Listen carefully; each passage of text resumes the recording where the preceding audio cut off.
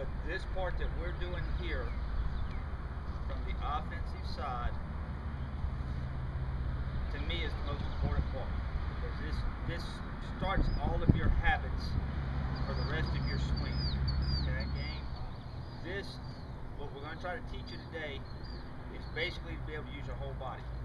Right? Do any of you know the strongest part of your body?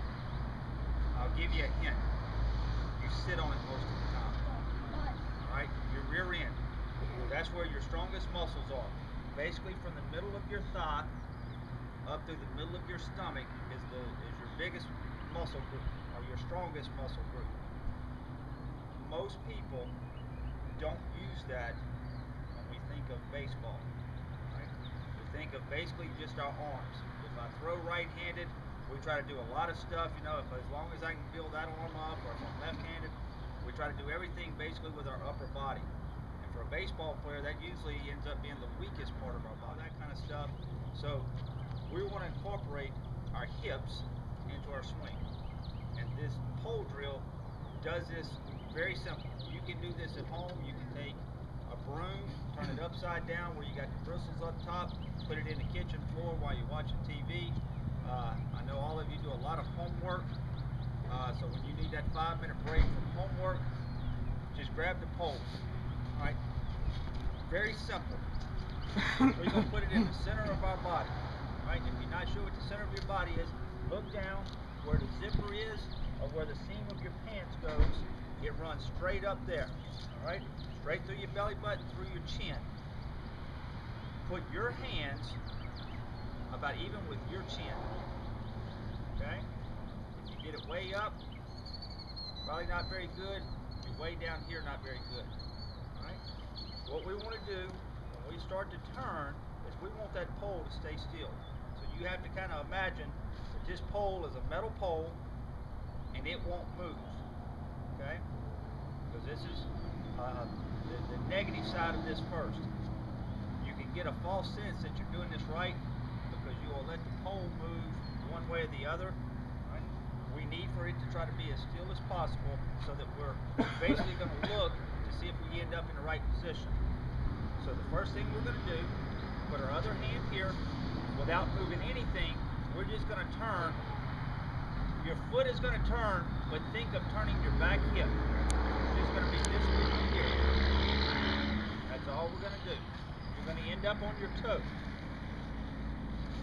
That's all it's going to be. Now, you can check yourself. When I turn, I should have my back knee, my hip, and my shoulder all even with that pole. Okay? And I want, on the front side, I want my front leg firm. Right? I don't want it locked out, but I don't want it bent either. So when I turn, I don't want to be like this. Because watch what happens. When I firm it up, watch what happens to my hips. We immediately come up. Right? How many of you have a problem in a game or when you're hitting, you feel like you're under everything? You hit a lot of fly balls. A lot of fly balls that are easy to catch. Right? I'm going to tell you, what we're trying to do, we want to hit the ball in the air. We just want a line drive. Okay?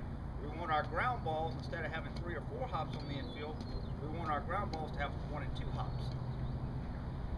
The biggest difference between where you have been as a coach's pitch, 6, 7, 8-year-old, where you're at now, and where you ultimately will end up being as a high school player is, the defense gets better. So the more ground balls you hit, or the more hops those balls have, the more outs you're going to get. Okay? So when I check here, all right, if I'm bent, I should be able to feel my hips come up. What that's doing is, it's going to make me level. Okay? And that's all we're going to do. Now, I've done this with my 5 and 6-year-old, well, my 5-year-old son and my 6-year-old daughter. I call this dancing with the pitcher.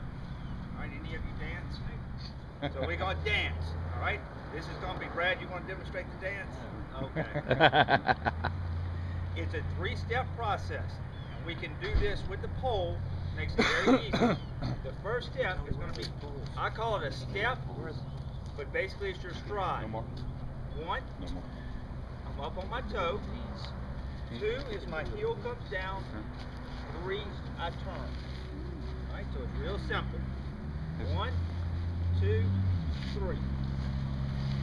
1, 2, Hey Zach, 3. come right here. Okay? Now, ready? Here we go. Go ahead. That pole's not going to move. One. It's probably better. Do it with the One is the exactly step. what 1, 2, 3. Alright, let's keep it going. You gotta find a rhythm. Every pitcher you face throw the same way. Okay, no. Alright? Some may throw the same velocity, but their delivery's a little different. You have to figure out when to start. Alright, so the key point, and this is, the first time you've seen a guy, when he goes to throw, he goes to his windup, you need to go at release. That is when you go to 1. As the ball is coming at you, is 2, and then obviously when the ball gets to the plate, 3, and we're swinging. Now, you have to determine, am I early or am I late? Right? How do you figure that out? If you're early on a pitch, what normally happens? You do what with it? You foul it off, but you pull it, right? If you're late, what normally happens? You're swinging late. If you're all right-handed hitters, it flies off over the first base dugout. And there's your 2 clues. If I'm early, you know what I do then? Off of the release point, instead of stepping at release, I'm going to let the ball leave his hand. Then I'm going to step. If I'm late, instead of releasing here, it may be when the ball's back here behind his head. And I start at that point. I start earlier, right? These 2 guys back here, they've heard me say, start later, start earlier. 1, 2, and then we're swinging. Right? That's the biggest issue right there. Now, because of different sizes, we're going to keep this kind of, it's broad, but it's sort of where everybody's in the same sense. This gets back to terminology so that we can talk to you. I want my feet somewhere around my shoulder, the width of my shoulders. Alright? For some, it may be where the outside of my foot is even with my shoulders. For some, you're going to stretch, you'd rather have a little wider base. Alright? You'd rather your feet be a little spread out, and that's fine. The key to this is, whatever length bat you use, you can pretty much lay it down on the ground. Your feet don't need to be any longer than, or wider than the length of your back. Okay? Because from this point here, it's going to be hard to hit. Right? We want our knees slightly bent. We want our butt sticking out some. And we want to stick our chest out.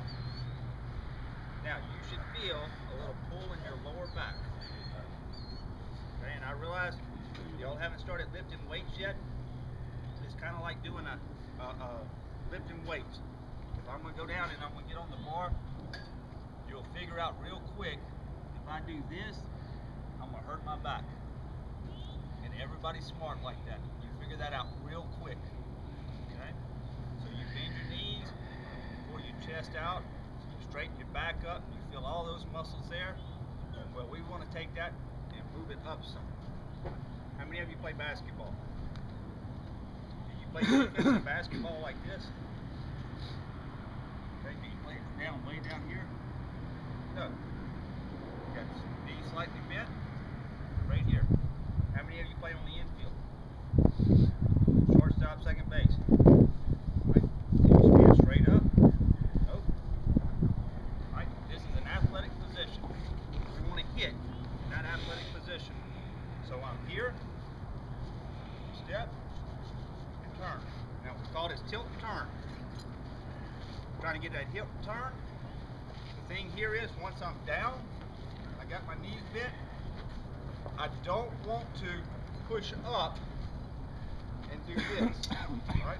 Wherever my eye level is, I want to turn in that same level. Okay? Because what you do when you push up, you make that pitch move. And pitcher has nothing to do with it. All right, your eyes. All right, this is another key with the pitching. Because of location, your eyes are going to perceive the ball to be slower or faster. If I throw a pitch right down the middle and it's 80 miles an hour, if I throw that same pitch up and in and get it closer to your eyes are perceiving that pitch at 84 miles an hour.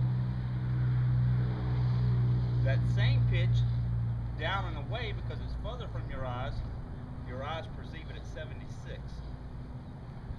So as a pitcher, I can throw one pitch and I've got 8 miles an hour difference just by where I throw it. So if I want you to speed up, guess what I'm going to do? I'm going to throw it up and in at you. Whoa! He's throwing really hard. The next pitch, I throw it down and away, but what's your mind telling you? I got to speed up. I got to speed up because he's throwing hard. So he throws it down and away, and way out here in front, you hit it off the end of the bat. Right? And that's just with one pitch. That's something that